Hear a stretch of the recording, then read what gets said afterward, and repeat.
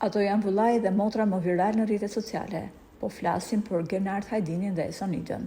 Të dy kanë qenë nxënës ekselent dhe kanë studiuar në Shtetet e Bashkuara të Amerikës, ku kanë marrë shumë certifikata vlerësimi, por jeta e tyre mori një rrjet komplet tjetër, kur mamaja ndërroi jetë krejt papritur. Autori i asaj tragjedie, edhe pas 20 viteve, ende nuk është gjetur. Kjo solli një tronditë te fëmijët, të cilët vendosën të largohen nga shtëpia ku ishin rritur, sepse në ato ambiente çdo gjë i kujtonte mamanë e tyre të dashur. Pothuajse të gjithë shqiptarët kanë parë në rrjetet sociale videot e tyre virale, ndërkohë që sot ato janë tronditur nga një tjetër humbje. Në moshën 74 vjeçare, Pajsor Hajdini, babai i Genardit dhe Sonitës, ka ndërruar jetë. Ky lajm i trisht vjen pas një ngjarje të ndodhur kohë më parë, ku babai i Genardit u godit nga një 40 vjeçar, pasi ky i fundit pretendoi se ai kishte prishur qetësinë publike.